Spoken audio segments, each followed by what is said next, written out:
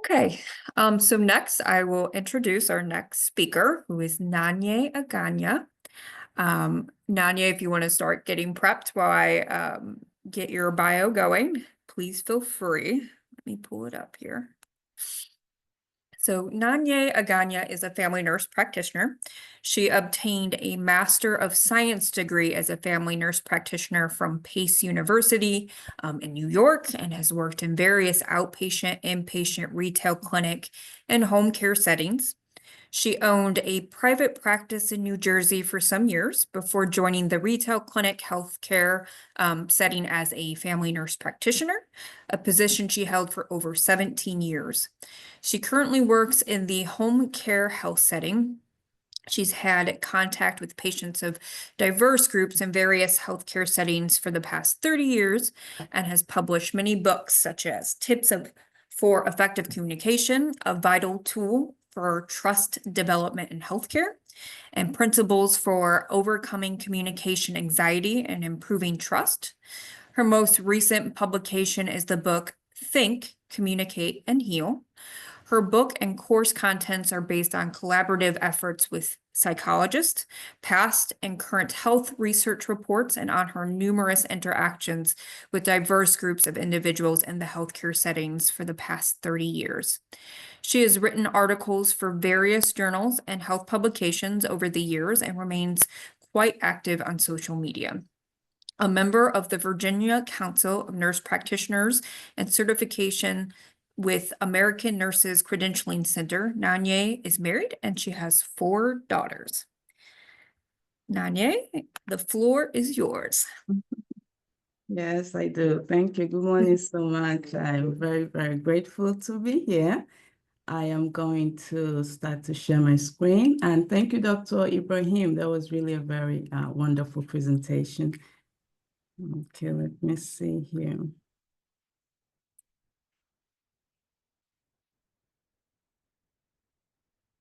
Okay.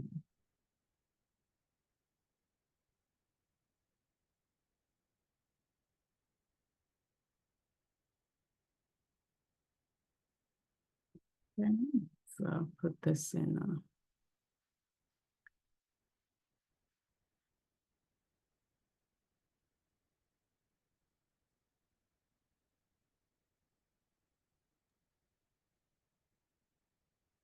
Let's try and get this in the presentation mode.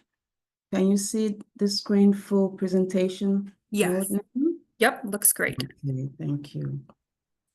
Okay, I'm gonna first, well, you've kind of pretty much given quite details there of the introduction. So thank you to Patricia and the other introduction that you gave. I think it's Tasha, I believe. I'm so sorry. I'm trying to get the name right. No worries. It's okay. Yes, Tasha. Thank you. Thank you. And I also want to thank, of course, the Northern Indiana Health Information Management Association, the actual group that invited me to speak on this very important topic. My name, like you said, is Nonye Tochi Aganya. I'm a healthcare provider, and I've worked in various healthcare settings for over 30 years. I obtained a Master of Science degree as a family nurse practitioner, and I co-owned practices in New Jersey for 5 years. And I also worked in the retail clinic setting for over 17 years. So just about a year ago when I joined the home care setting here in Virginia. But before I became a family nurse practitioner, I was a registered nurse for 10 years, and I worked in New York. I also worked in New Jersey for a while. And, before I actually, I remember many years ago, my very first job was in pediatric. I worked in the pediatric setting as a brand new family nurse practitioner. And I say this thing because, over the years, in all these different roles that I have held, I must mention that I feel very honored, to have engaged with patients of diverse groups, personality traits in all the different states. And personally, I've always been very intrigued by human behaviors I've always been very keen on, knowing what makes us tick, as human beings, so to speak. And I've taken time to look at different research studies that has been done for very many years on human behaviors. And based on the findings of some of these research reports, I've put together, information in various books.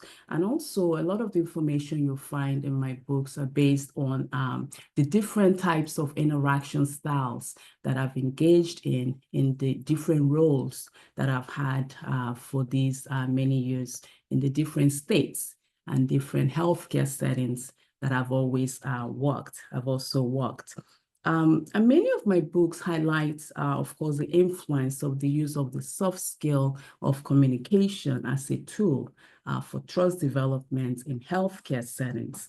And as a member of the Virginia Council of Nurse Practitioner Body, I participate in council activities. And as you mentioned, of course, Tasha, I've also written various articles in various online journals and health publications.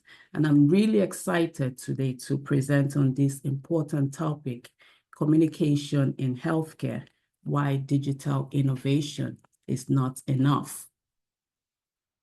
Okay, so the next page will be the goals of this particular presentation. And what I like to do, if you don't mind, please, at this point, I do tend to just minimize the video portion of presentation so I can really concentrate on sharing this valuable information. So just bear with me. 1 second here.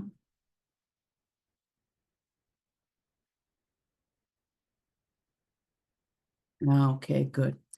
So what are the goals of this presentation? After completing this activity, participants should be able to identify the various human personality traits and the influence of the various traits in building relationships between healthcare providers and patients. And also, more importantly, participants will aim to apply this knowledge to improve their communication skills during their interactions with patients, especially those patients with attitudes that manifest due to their underlying anxieties about the clinical experience.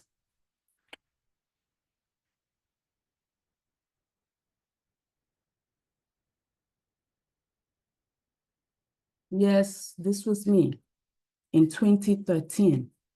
After a serious medical crisis that was quite debilitating for me.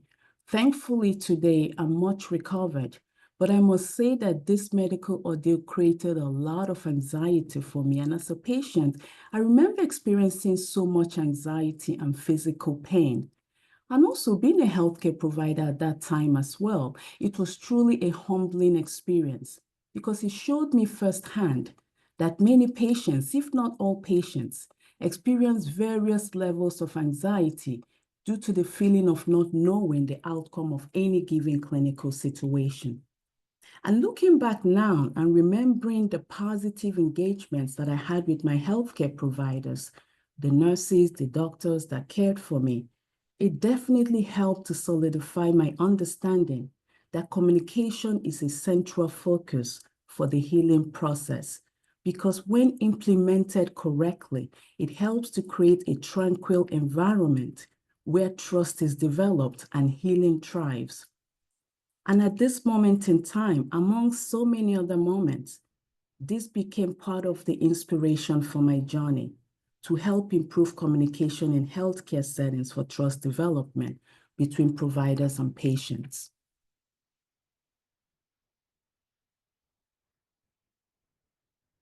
Speaking of communication, as we all know, this includes the use of electronic devices and gadgets, such as smartphones, computers, laptops, and wearing devices such as smartwatches, amongst many others. And we know that this has steadily made its way into the healthcare management system.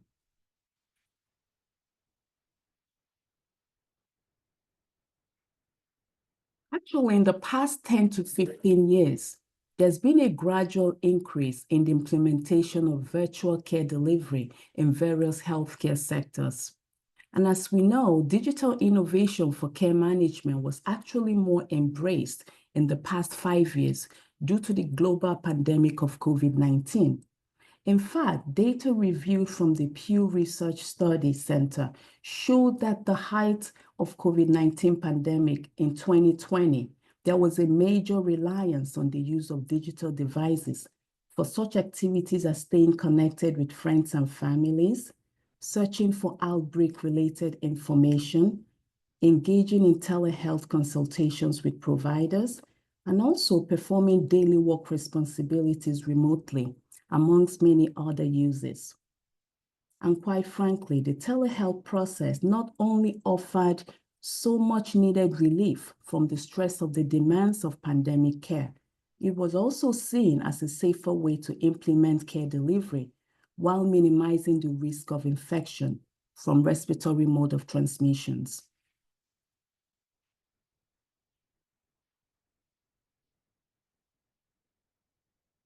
Okay, granted, it's fair to say that the virtual care delivery system is a great innovation, but just like every other invention since the dawn of modern civilization, its implementation in the healthcare delivery process does have some pitfalls. It lacks a very important aspect of care delivery, which can only be achieved with a broader interactive approach. Let's remember that such broader interactive approach explores the application of such disciplines, such as psychology, closer observation of patients' behavioral traits, cognitive biases, and the psychology of language. Because it's important to address these necessary factors to ensure a more successful attempt by the healthcare provider in assisting patients to achieve a healthy physical and emotional well-being. So we find that when there is a growing reliance on the exclusive use of digital devices as the primary mode for care delivery practice, this could actually hinder the provider from achieving the full spectrum of human interactive process, which is paramount for optimal care delivery.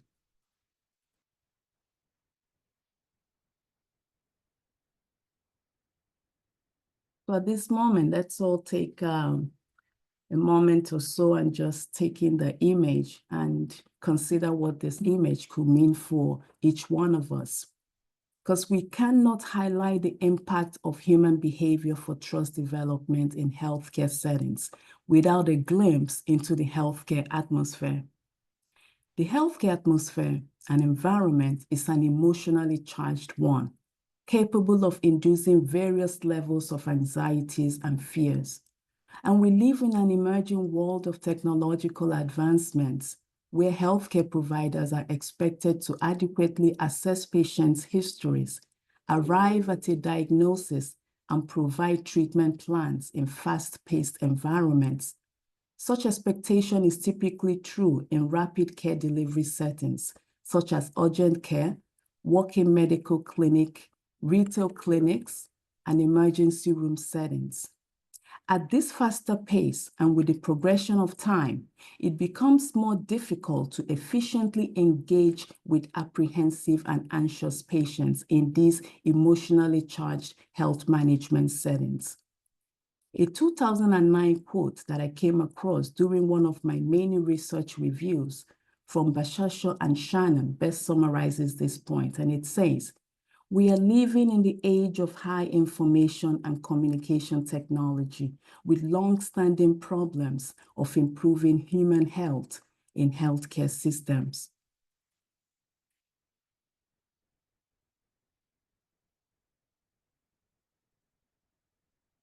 At this point, many of us, if not all of us, are asking ourselves, okay, so what's the solution? What can be done to help promote a more tranquil environment which improves the chances of effective engagement and trust development between the providers and patients?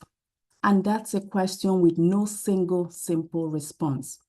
For me personally, it's fair to say that all my life, since I was a little girl, I've loved to and have always been on a constant quest to objectively understand human behaviors. And in my quest to fulfill this understanding, I've reviewed various studies which highlight several factors that contribute to human behavioral patterns, and more specifically, the presumed decline of trust in healthcare systems.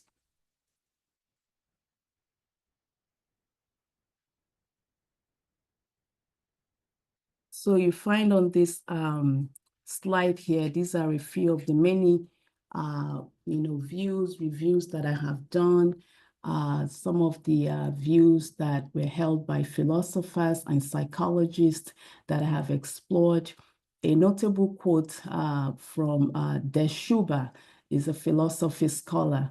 He's the author of Philosophy of Fearism, and it always resonates with me. And he quotes that knowledge generates fears, and knowledge is useless if we don't understand the fears surrounding the knowledge.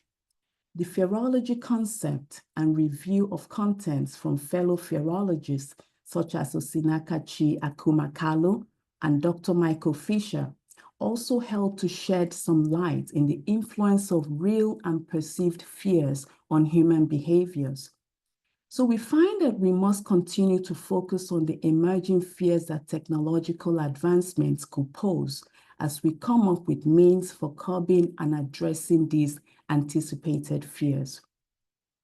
Further review of research studies that was done by Dr. Steven Czerniak was also an interesting one.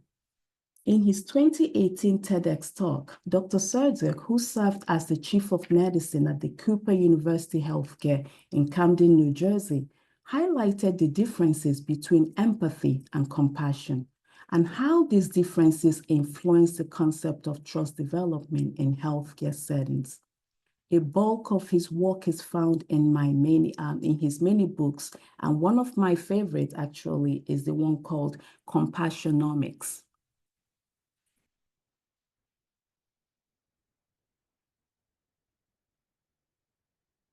And the research study continues because I really do love to review research that has been done for many years. I can honestly say it's a hobby of mine to just review studies when I'm not taking care of my kids.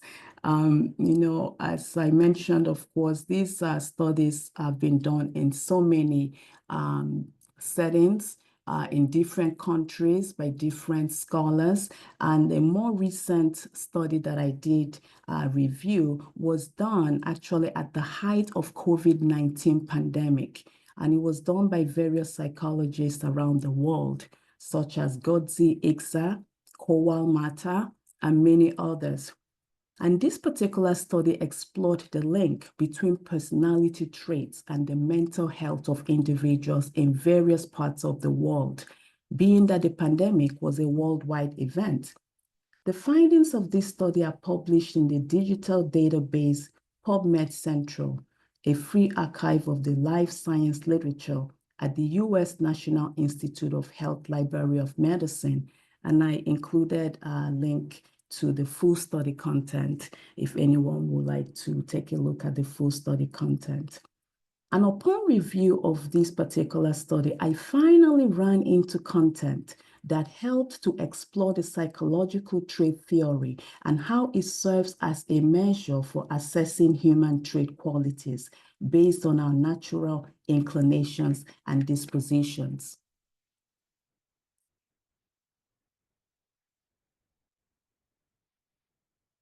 One thing I noticed in this study review was that it highlighted a model which describes personality as a system of 5 traits of neuroticism, extroversion, openness to experience, agreeableness, and conscientiousness. And one thing that's really interesting is that the researchers showed that this 5-dimensional structure model could be replicated across all regions of the world. And this can easily be interpreted, of course, to mean that when faced with adversities such as the loss of health and well-being, as was evident during the global pandemic event, individuals across the world with similar personality traits tend to display similar behavioral patterns despite their diverse cultures and backgrounds.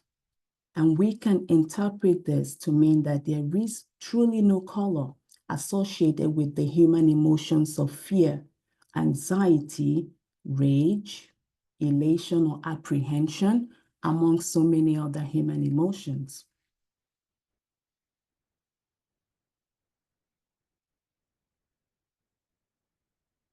Okay, now let's delve into a few of these traits individually and identify the steps that we as healthcare providers can take to effectively engage with individuals who present with such traits for a better chance of establishing a more productive engagement.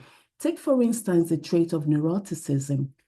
Patients who present with such attributes, such as anger, impatience, feeling easily overwhelmed, may have underlying personality traits of neuroticism.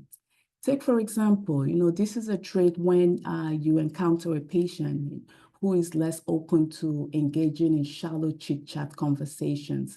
You're in a clinic and your patient comes in and you just want to find out how their day is going, or you want to do small talks about the weather or the traffic pattern, and you just find that they're not interested in that. So that always seems to be an underlying irritability. And sometimes patients with this unique trait may display emotions of anger very easily.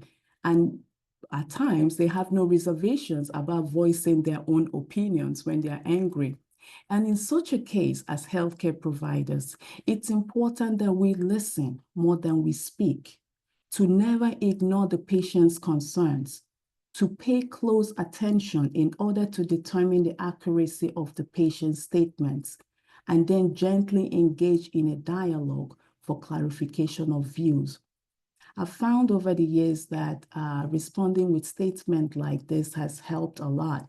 And that's a statement like, please correct me if I'm wrong, but I heard you say, and then you fill in the blank by repeating your own interpretation of the patient's point of views. This pattern of engagement not only shows that the healthcare provider is attentive to the patient views, it also creates a chance for clarification of viewpoints. And this method helps create a more tranquil atmosphere for more productive dialogue. And I must mention that this is just a simple factor of the trait of neuroticism. More information that expand on this personality trait can be found in my book, Tips for Effective Communication, a vital tool for trust development in healthcare settings.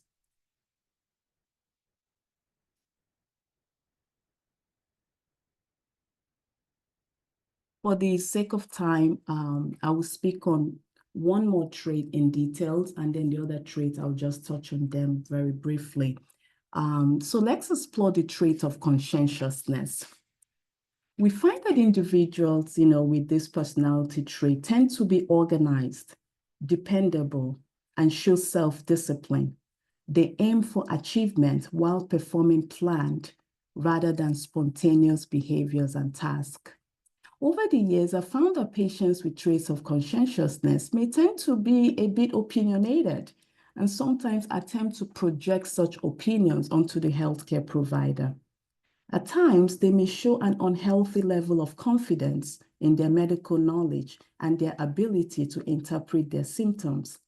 Say, for instance, a patient who may have families in the medical profession, and they've gathered all these various health information from that family member prior to visiting their healthcare provider.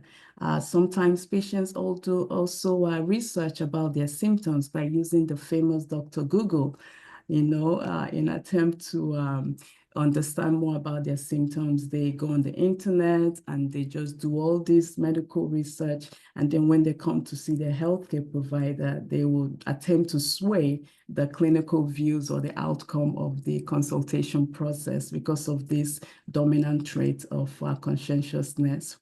And in this category could also be patients with chronic illnesses who are used to getting particular treatment plans and would oppose a provider's attempt to explore alternative treatment options because they believe that they know their body and they know what works for them. In these instances, the clinical goal is to gently but firmly explore various treatment options with the patients.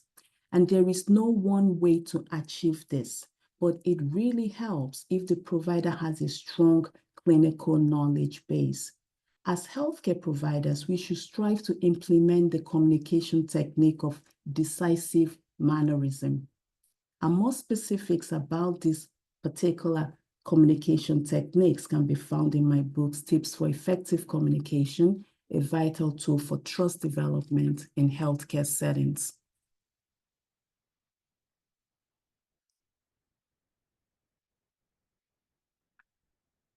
Chapter 14 of my book focuses on the best engagement styles when you find out that your patient is also a healthcare provider.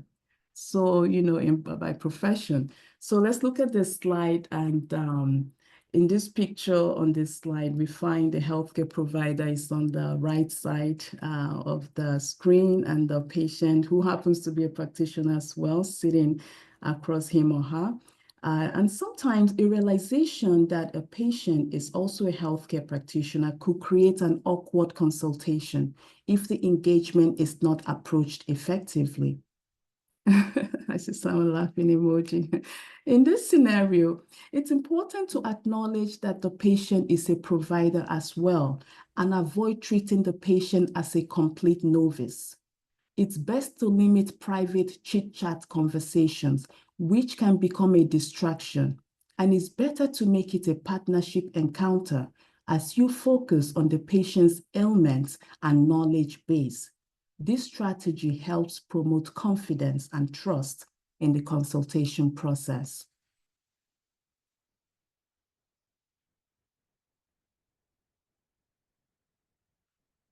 So a quick mention of the other personality traits, such as extroversion traits. We find patients with these particular traits have such characteristics as patients who are sometimes talkative, energetic, sociable, and enthusiastic. And in my book, of course, there are strategic patterns for productive engagements with patients who present with such traits. And we have the agreeable traits. Patients in this category may struggle to assert their needs and wants, or may tend to prioritize the needs of others above their own needs. In a chapter of my book called The Dependent Patient, I explore this unique trait in depth, and I detail out the most effective engagement styles for achieving successful dialogues with patients with this trait.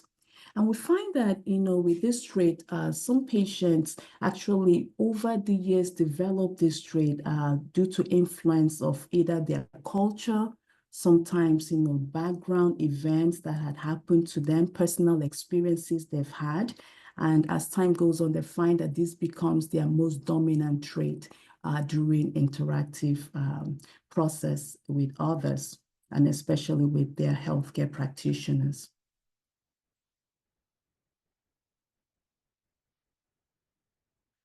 Regardless of the scenario that the healthcare provider may encounter, it's important to note that all patient concerns, no matter how grave or insignificant it may seem, must never be ignored.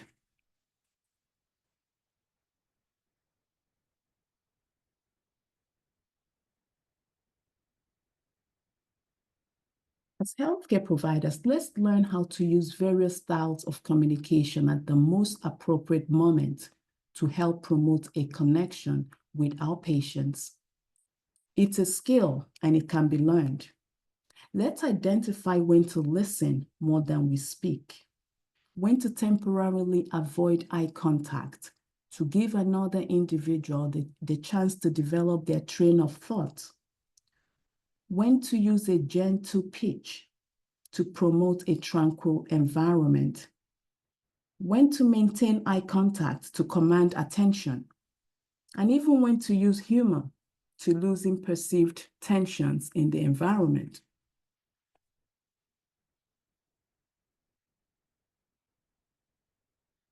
Remember that when patients come to us, they are usually in a vulnerable state of mind with underlying pain, which could either be physical, emotional, or psychological.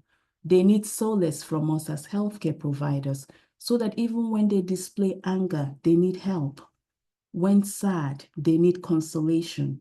When insulting, they need attention. When talkative, they need a listener. And when impatient, they need a healthcare provider who is actually patient with them. Patients look forward to engaging with providers who make the effort to understand their mindset, even when they're unable to articulate their thought processes through communication.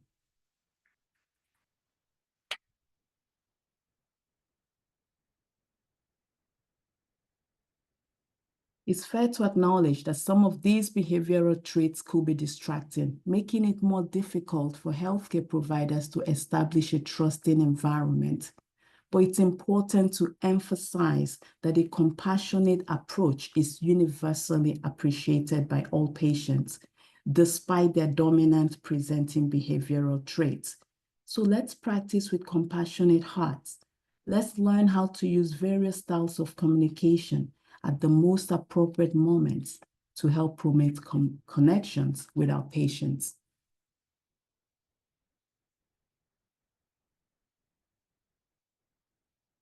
Finally, I'm going to recap with this.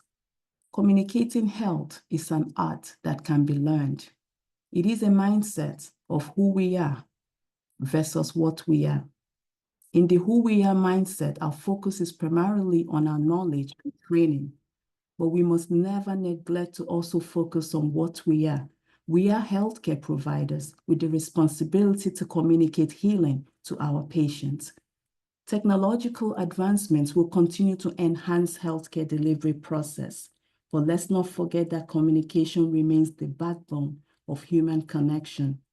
Our profession is a delicate one, and we must assume our responsibilities with a sense of honor and sincere dedication.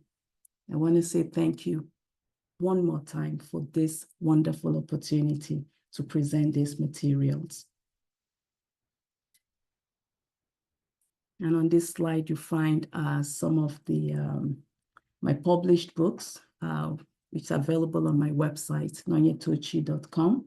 They can also be found on Amazon and other bookstore retailers. And finally, I have my handles, social media handles. You can search my name on YouTube or follow me at the handle at The Family Nurse on Facebook or Instagram. And these are the references, some of the references that were used to put this presentation together.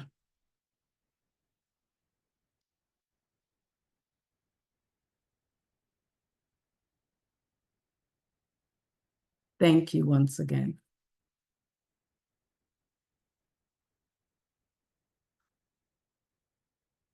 Thank you. I think I can turn my video back on. Let me see here. Thank you, Nanye. That was fantastic. Before I give my final thanks, let's see if we have some questions for Nanye. Okay. If you have questions, please put them in the Q&A. Looks like you're getting a lot of praise. We have some hearts. Thank you so much. There's actually, usually when I present, many people don't tend to ask questions, but one question I have, you know, it just kind of, it's particularly resonated with me. Someone asked me, so when you were a patient, what kind of patient were you? That's a great question. And that, you know, and looking back now, because I find that as time goes on, it's almost like we're on a continuum. You really will not say that you are, where is my video? I'm sorry, I just wanna. Okay, you can hear me good.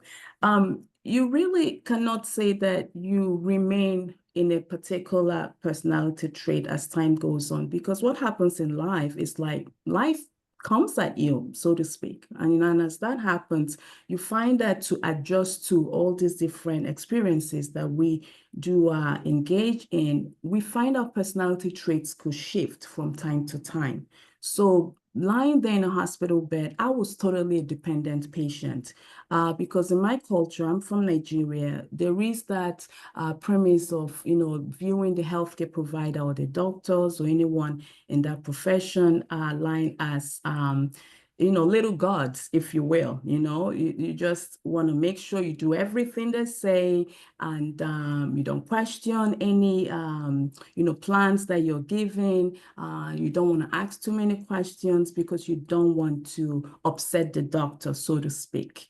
But as time has gone on, of course, being a mother, being a clinician, I find that at some point I've also become a Dr. Mom. There is a chapter of my book called Dr. Mom and Dr. Dad, because I find that when I'm with my pediatrician, with my little ones, I tend to almost hold myself back because I want to make sure that we are engaging in a very delicate dialogue where, as a concerned mother, I will also present my, will you say, arguments, if you will, or my point of view without coming off as a clinician. So these are very delicate things that we find that take place when we communicate, but it is truly an art that can be learned. More information I have taken time to detail out in most of my publications, about this. Thank you. Yeah, I just recently had a relative in the hospital in the last 2 years. They both had very similar surgeries, but different facilities. And just the communication of the staff was very day and night. So the first one, and being in healthcare, you understand that a lot of places are very short-staffed and they're overwhelmed. So the care and the time might not always be there. And that was the experience in the first situation. But in the second, it was my grandmother. She had gone for a lung surgery, and just the nurses were just so in tune with everything she had going on. You could tell they just, if she was cold, they would get her a blanket and warm her. They were always asking if she needed water. They were telling stories and making her laugh, and I think that makes so much difference when you're trying to heal. Absolutely. It's that concept of who we are versus what we are. Yeah. We can have all the knowledge, but at the end of the day, we have to learn to communicate health, because Yeah. that truly is what resonates with most patients, when they, like you said, these two facilities, day and night, because I'm sure months later, years later, that's what resonates most when you think of those facilities. Yeah. So who are the providers in there that communicated health in addition to the knowledge base that they have? So Yeah. that's where the bulk of my work focuses on. Yeah. And I think that's fantastic that that's what you're focusing on, because you're a healthcare provider. So to Yeah. see that, that is something you're so passionate about and you research, it's fantastic. Thank you. Thank You're- you for inviting me. Let's see if we have any questions. Okay. So I don't see any questions. Like you said, you don't necessarily get, I think everybody just feels, at least I do, that was like the most soothing presentation I've ever been. So thank you. Thank you. We're so appreciated that you joined us. Your insights, I took a few notes, your insights reminded us, why, and I think technology, we love it. We love technology, but Yes. it kind of takes away from our humanness, our ability to show empathy and other emotions. So I think you reminded us that while it does transform how we deliver care, that human connection rooted in that empathy, psychology, and effective communication really is what fosters that healing and trust. Absolutely.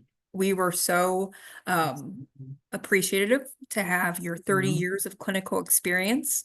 You offered a valuable perspective on strengthening relationships in today's increasingly digital world. So we appreciate your time, your wisdom, and your dedication to advancing holistic care. And I hope Thank everybody you. checks out your website. I checked it out. I checked out your videos. It's fantastic. It's great. Great information. So please check out Nanye's website. We'll also put out some information in the chat. Thank you, Absolutely. Nanye. Thank you. Okay. Have a good day. You too. Thank you. Thank you. Okay, everybody. So we are about at a break time. But I think before we get to that